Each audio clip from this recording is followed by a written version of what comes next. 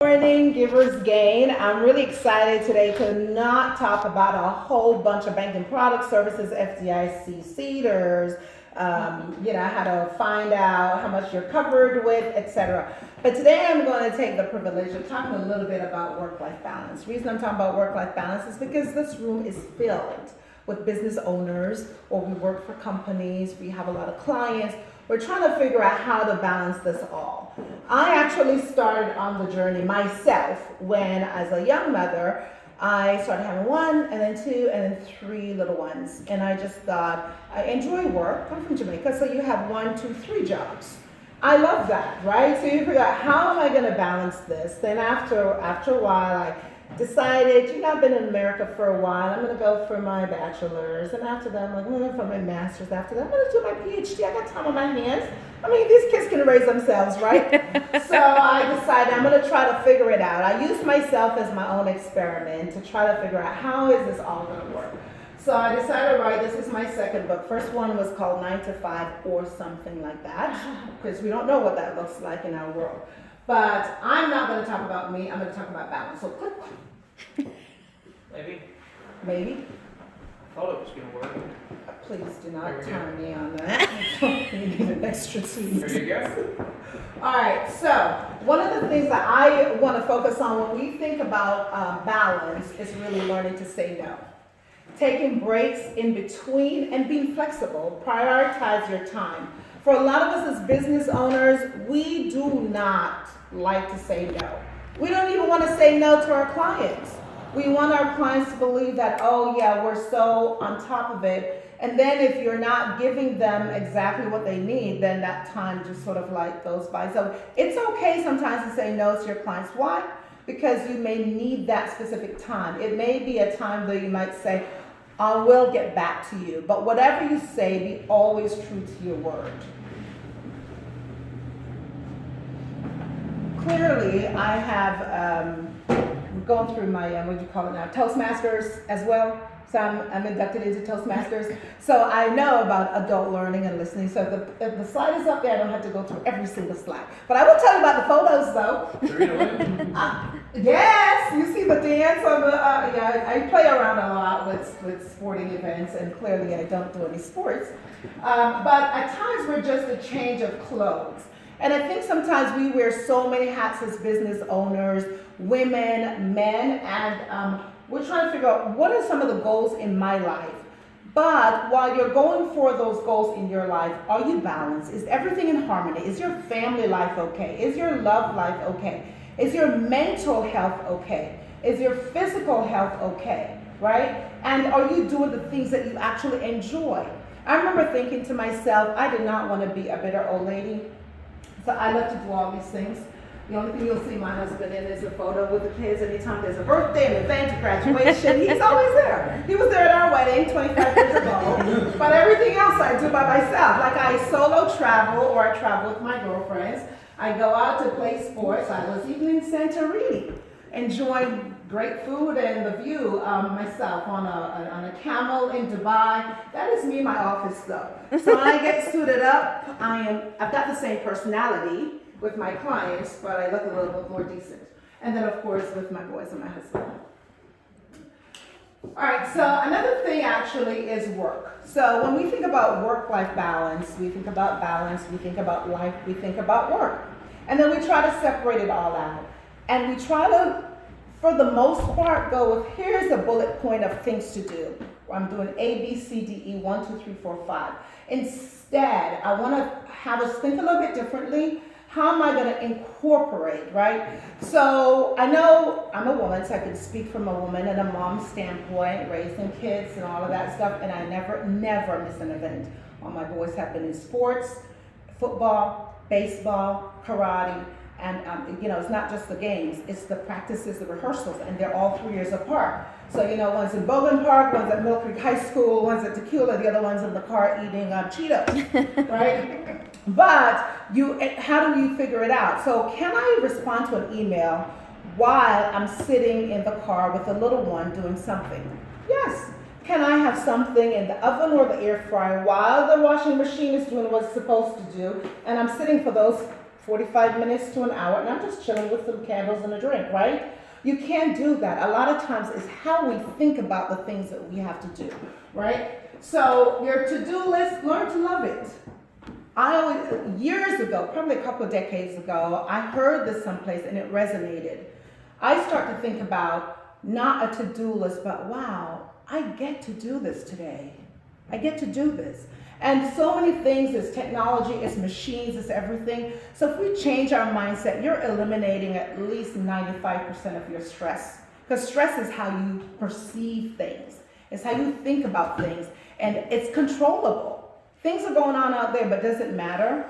In 2017, I went to Thailand and I decided no TV. I don't know if I couldn't get it to work. I didn't want to see any news from Thailand or whatever. And since then, I have not turned the TV on and tuned into the news. So my husband gives me the bullets, and whatever is hot topic on Google, I can choose what I want to click on and read about, right? So I get an idea of what's going on in the world. I'm not oblivious, but is it really going to matter to me whether FDIC is going to cover $250,000? Because I ain't got $250,000. You know what I mean?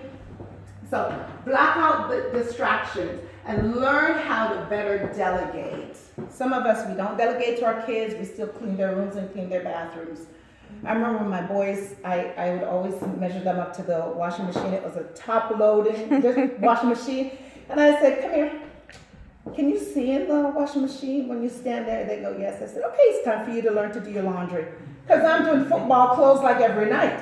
So when my kids went off to college, I remember Sam coming home the first Christmas, and he goes, Mom, so many kids already want to quit college and like they just have a meltdown and a breakdown and they want to go home. Like, I can't believe they don't know how to do laundry. Like they're bringing it back home to their parents. And he was like literally like, is this like really happening? Because since he was 8 years old, he learned how to do laundry. Because I'm like, it's a machine, it's a button. Here's how you do it, and you're smart. I mean, you're gifted. So I mean, the least thing you can do is figure out a washing machine. So we don't delegate to our teens, we don't delegate to our kids, we don't delegate to our spouse.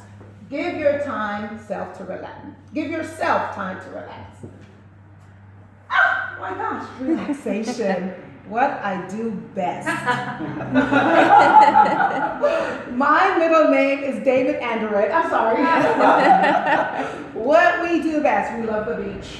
But take time to relax, doing what's best for you. For me, that's Chateau Elan. There was a couple of years where I had a membership, so I went every month to Chateau Elan. Now it went up to like $600 more than it was, so no, not anymore.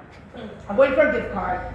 And my legs are shaking. Oh my gosh, when it's up close, it looks horrible. But you don't have to be in Jamaica for 3 days. Who cares? That's my last day in Jamaica. No shave.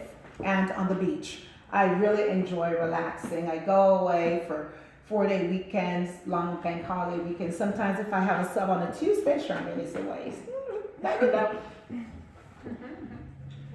All right, 6 pillars of inner balance. I am not going to read it all, but we can see that they're all things that connect with us. Your intimate self, your intimate relationship is that relationship that you have with yourself. What does that feel like? What does that look like? What are some of the things that you have in place every single day to make sure that, number one, your mental health is taken care of? I wake up at 5:30 every day. I get in the shower at 7. All of that time. My car has the coffee cup from this morning because I'm a slow sipper and I don't mind room temperature. Then I réchauffe right before I leave, and then I go to work and I make another cup. But that's the only medication I take.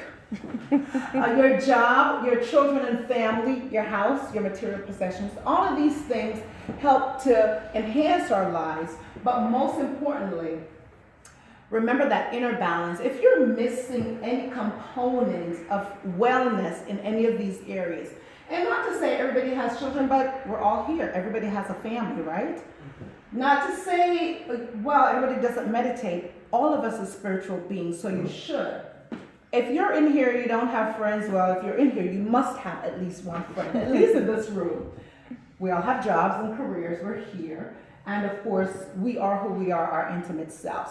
So any component of that that's out of balance, you have to bring that back into harmony. And we all find out what that is for us over time, over experimentation. with who we are most authentically and what we need. I don't know how many slides left. You got this one and questions. Oh, good! Oh, plus I got an extra minute because we took that up. So, life satisfaction. Life satisfaction, I believe. So, a little known fact, but if I have a 24-year-old, I'll be 55 this year, in the summer. And I will look at that and say, I've been satisfied with my life. I am satisfied with my life. Yesterday, my son decided finally he's going to Pace University, New York, which means all 3 boys are in New York, and I'm going to officially get empty nester.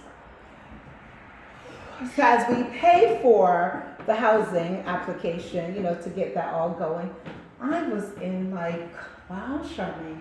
Then my husband left this morning to the DR to take care of some property that we're building there. And I told my sister, I said, I'm going to need you. It's a 5-bedroom, 4-bath, full basement, I don't know. I'm like literally empty nest. But it really hit me, have I been satisfied with my life? And the answer has got to resonate with each of us. In what components are you looking at? Are you looking at your goals? Like I started to share earlier, my husband, he's not a big travel guy. I like to go like exotic all over the world. I love to travel. When I was a little girl, I was saying to someone the other day, I was about 8 years old, 7 years old, I learned what the word hobby meant, and my teacher explained it, and it resonated. And she says, it's something you love to do. And I wrote down my hobbies were spending time with friends and family, baking, writing, and traveling. I never left Jamaica. But I knew in my mind that word just resonated with me. But I just knew for myself, I didn't want to be the woman who said, I wanted to do this. I wanted to further my education. But look, every 3 years I get pregnant. I wanted to travel, but my husband didn't want to travel. So I can truly say, if I were to die today, I would have felt great that my life feels satisfied in the moment. And so, you read it anyway. Maybe one, I don't know. I just want to make sure. So, in order to have a satisfied life, rejuvenate. And the second one really, because I have 30 more seconds, just let go of the fear. It will kill you. It will literally kill you. Fear is such an intense energy that when you feed into that, you have to step out. I'm going to share a 10-second. You didn't start it. You gave me a minute. You didn't start it. When I just moved here from Boston, because I moved from Jamaica to Boston. When I just got here, then I moved here. Clients were like, "Oh my gosh, you are from Jamaica. You poor thing. There are no beaches in Georgia, but you got to go to Tybee Island." And so 15 years ago, it became our mom and son trip. I was so scared of driving on the highway. My girlfriends always said Charmaine is not going anywhere over Spaghetti Junction. Don't invite her nothing in Atlanta. But I had to overcome that fear. The moment I overcame the fear of driving more than 5 miles in my little Decatur Hamilton little circle, that was the moment I said, then I can get on a plane. Then I could drive and park at the airport and fly. Oh yeah, I think I want to go to Thailand. Oh, what's further than that? Let's go to Ghana. What's further? Tanzania. Where else do I want to go? But if I had not let go of the fear of actually moving and actually stopped depending and waiting for my husband to be ready, then I would never have a satisfied life. So your goals are very important, and what you do, you have to own your space. So on that note, I got my extra minutes. What questions might you have? And thank you for your time.